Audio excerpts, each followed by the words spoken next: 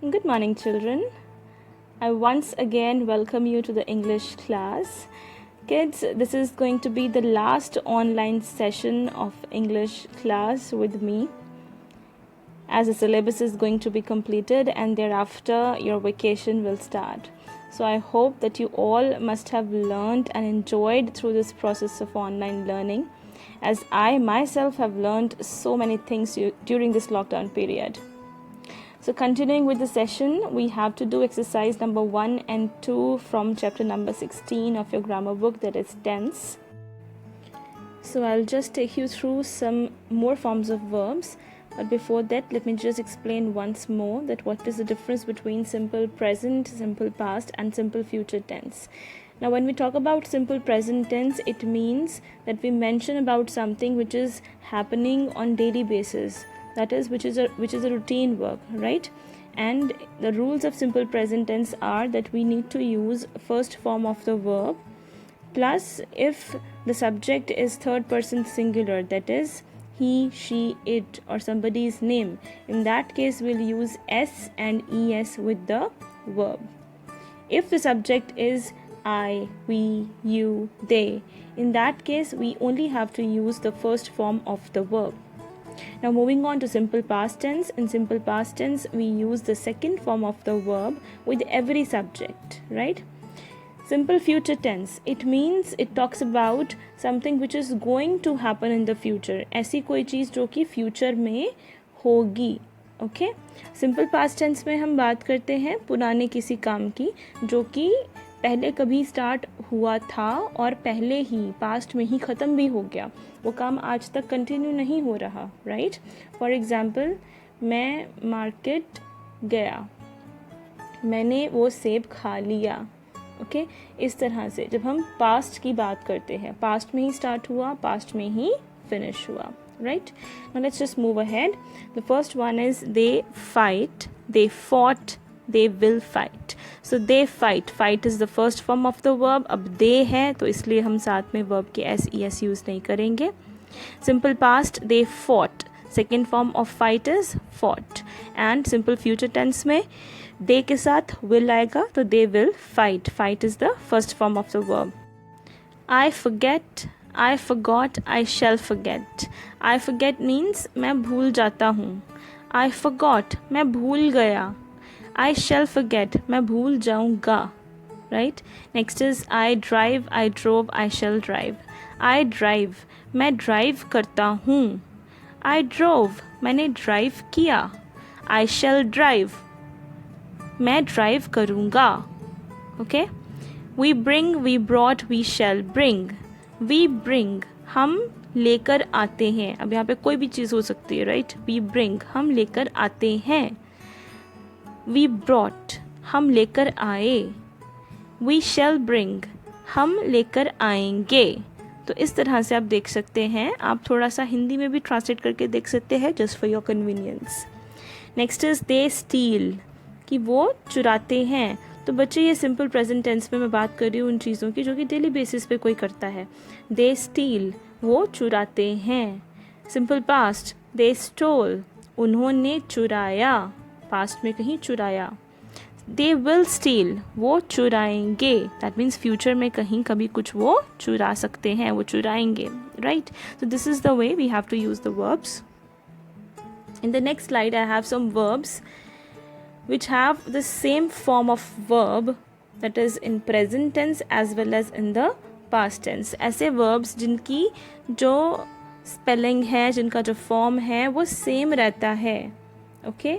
जैसे कि I beat, I shall beat. तो beat से कुछ और नहीं बना second form में, okay?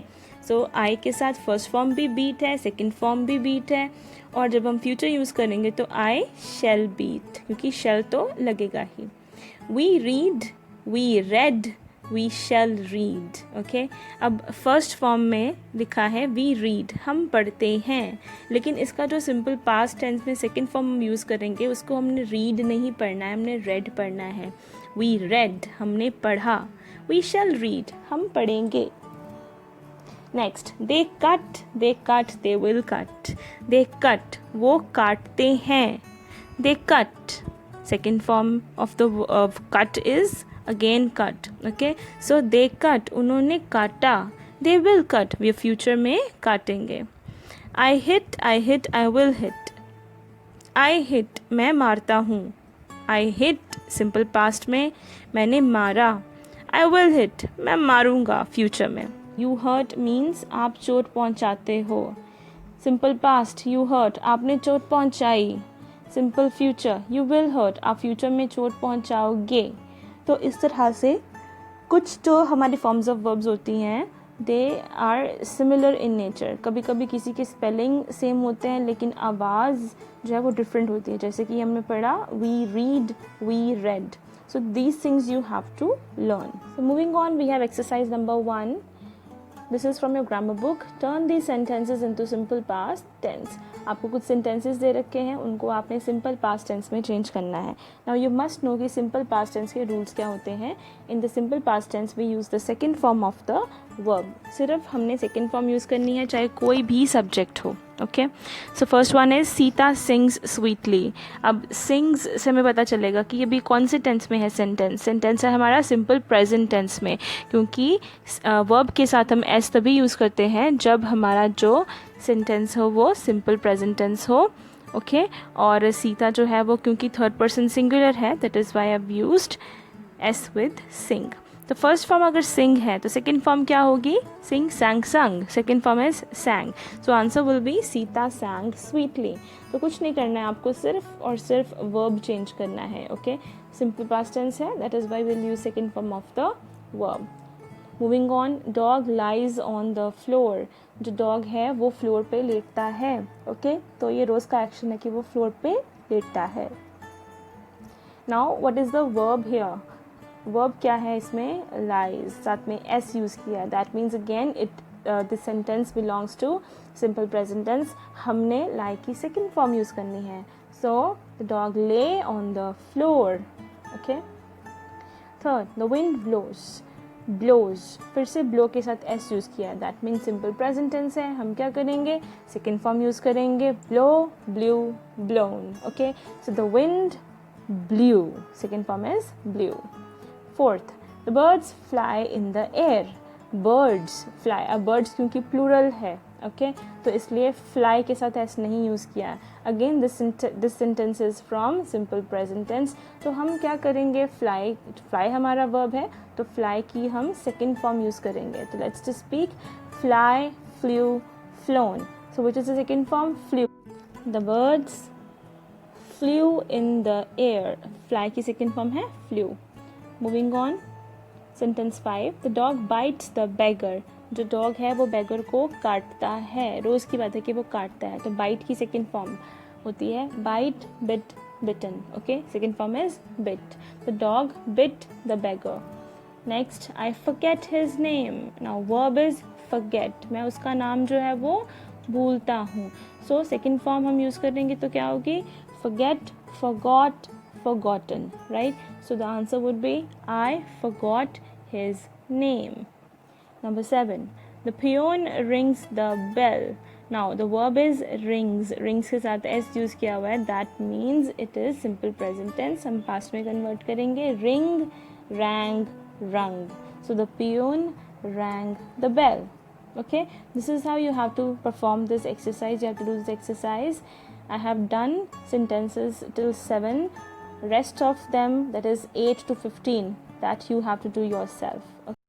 Further, we have exercise number 2, which says fill in the blanks with the simple future tense of the verbs given in the brackets. अब हमारे पास बच्चे कुछ ब्रैकेट्स में वर्ब्स दिए गए हैं, उनके साथ हमने सिंपल फ्यूचर टेंस यूज़ करना है. Okay, simple future tense means ऐसा टेंस जो हमें आने वाले कल के बारे में बताए. हमारे पास ऑप्शंस क्या हैं, विल और shell plus first form of the verb. Will और शेल में से एक चीज़ आएगी और साथ में वर्ब की फर्स्ट फॉर्म तो आएगी ही आएगी.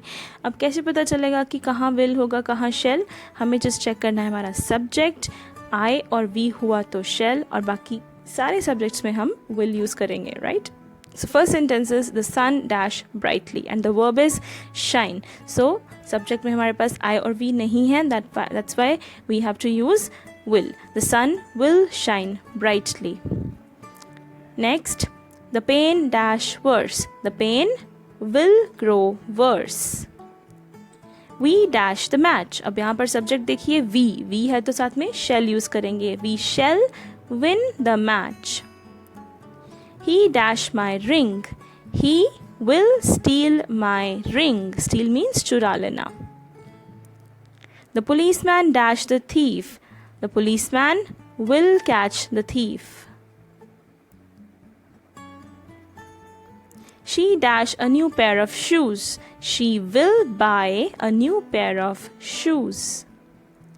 The boys dash in the river. The boys will swim in the river. The sun dash in the west. The sun will set in the west. So बच्चे till 8 I have done the exercise. Further 9 to 15 जो questions हैं आप खुद करेंगे. Okay. So you have to complete this in your books. If you don't have the books, then you can write them down in your notebooks. Fine. So I hope the things were clear today. And in case you still have any issues in any concept of grammar or reader, you can just message me. I'll be happy to help you all. So please take care of yourself, enjoy your vacations, have fun, and do study as well. Thank you so much.